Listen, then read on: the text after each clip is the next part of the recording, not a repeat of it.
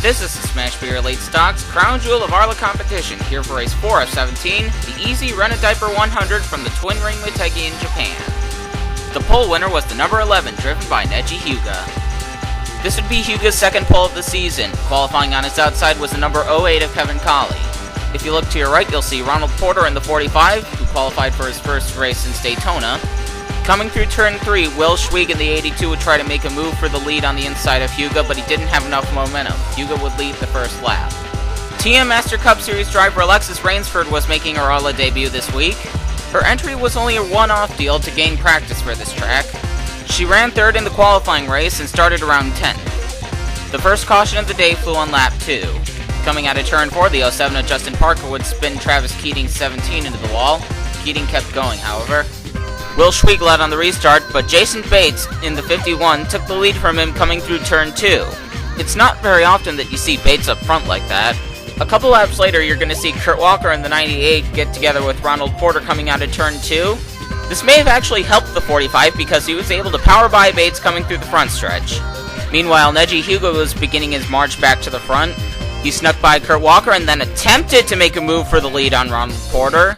However, Porter just had too much momentum. But Hyuga fought back and blasted by Porter the following lap. Porter also lost second to Kevin Colley. Colley wasn't content with just second, however. He took the lead just a few laps later. All day long, Kurt Walker had one of the fastest cars, and he showed it by working his way back towards the front, starting with Neji Hyuga, but Hyuga took second place back. Hyuga thought he could do better and took the lead away from Kevin Colley. Meanwhile, it was crunch time for Anthony Griffith, and he began to chase down Hyuga. The next caution flew on lap 21. The 05 of Bob Steffens is going to go into the wall, and he collects a 39 of Hinata Hyuga. From this angle, it is very difficult to tell if the 05 got shoved into the wall by the 39 or if he just ran out of racetrack. During the race back to the line, Griffith managed to get on the inside of Hyuga and dueled with him to the yellow. The 06 would end up winning the battle. In a huge surprise, Alexis Rainsford was third at this point. On the restart, Griffith and Hyuga got a very nice jump of about 5 car lengths on the rest of the pack.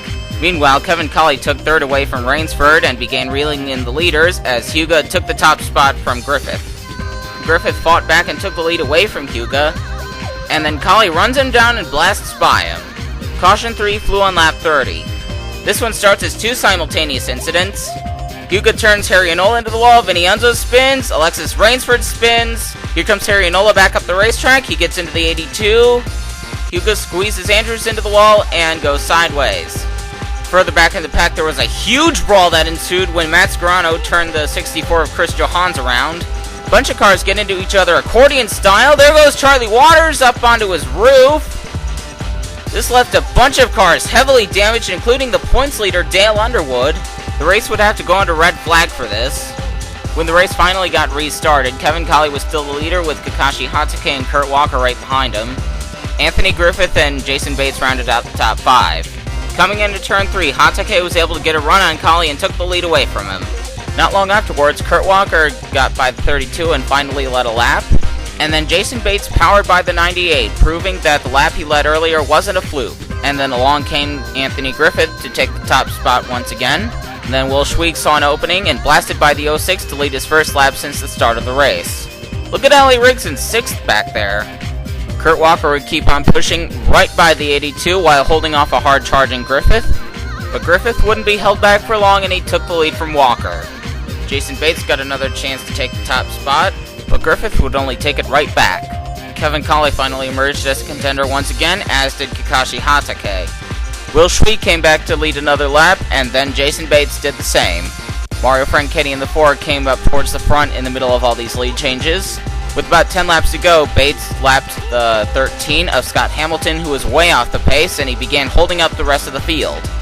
Unlike what's happened with lap cars at Daytona and Talladega, Will Schweig was the only one who was really held up by the 13. Everyone else got away without a problem. This really opened the door for Mario Franchetti, who was able to get by Bates the next lap.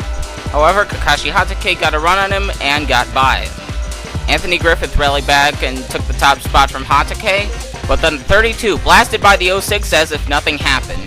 Coming to the white flag, Mike Andrews in the 23 got a run on Hatake, but coming into turn 3, Griffith saw an opening and dove to the inside. Griffith and Andrews would then duel to the finish, side by side, with Griffith taking the second win of his career. Griffith picks up his first win since Darlington of 2006, and Mike Andrews gets his best finish of the season. Kevin Monroe matches where he ran at Daytona, and Kurt Walker gets his second top 5 in a row. Leslie Riggs, Ronald Porter, and Jason Bates get their first top 10s of the season, and Allie Riggs gets her second top 10 in a row. And here are your top 10 in points. Griffith moves up into the lead, 31 points ahead of Kevin Monroe. Despite getting caught up in the huge crash, Dale Underwood remains in the top 5, and Charlie Waters only falls back to 9th.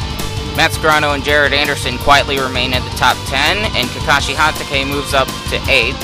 Manuel Ortiz continues to fall in the point standings, although he's less than 100 points behind the leader right now. The next race is the Roberto Semi-Hot Salsa 100 from the Lowe's Motor Speedway. This is CJ, signing off.